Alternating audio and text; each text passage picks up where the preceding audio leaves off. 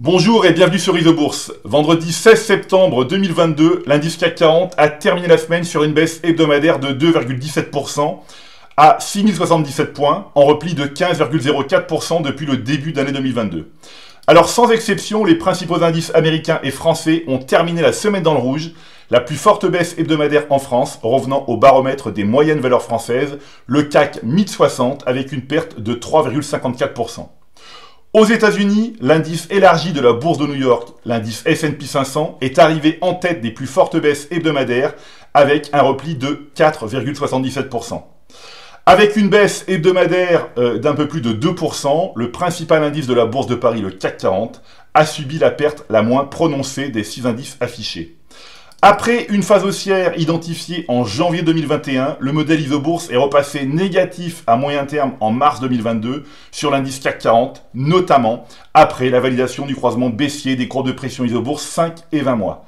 La pédagogie étant affaire de répétition, et comme je le rappelle régulièrement dans mes chroniques, quand la courbe de pression Isobourse 5 mois évolue au-dessous de la courbe 20 mois, nous savons que nous évoluons dans une phase de marché compliquée à moyen terme, mais nous ne connaissons ni l'amplitude ni la durée de l'instabilité.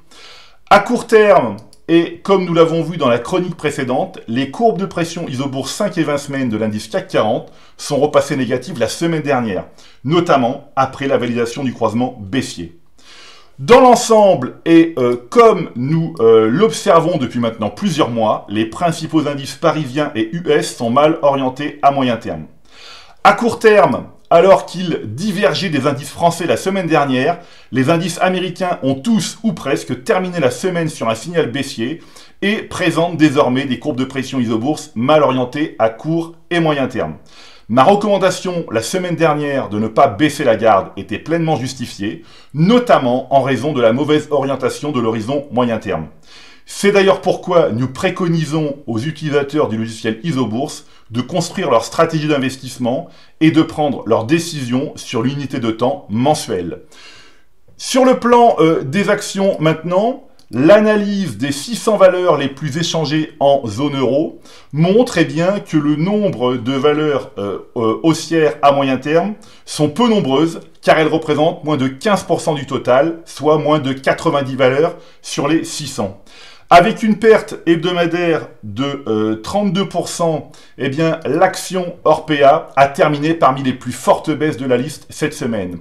Sans surprise, eh bien, le modèle Isobourse est négatif à moyen terme depuis le croisement baissier des courbes de pression Isobourse 5 et 20 mois, validé en octobre 2021 sur le titre du spécialiste de la gestion de la dépendance. Le titre Orpea a perdu 84% de sa valeur depuis le signal Isobourse.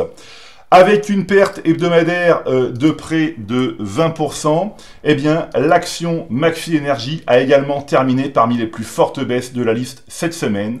Eh bien, après une phase haussière identifiée en janvier 2020 et un gain de 300%, le modèle Isobourse est repassé négatif à moyen terme en juin 2021 sur le titre du spécialiste des équipements de production et distribution d'hydrogène. Le titre Maxi Energy a perdu 60% de sa valeur depuis le signal Isobourse. Vous l'avez compris, il faut rester extrêmement prudent et sélectif en restant bien à l'écart des valeurs dont la tendance moyen terme est toujours baissière et conserver les autres en portefeuille. Voilà, eh bien écoutez, c'est maintenant à vous de faire le point de vos valeurs en portefeuille avec Isobourse. Je vous donne rendez-vous pour ma prochaine chronique, eh bien, et d'ici là, restez avec nous sur Isobourse.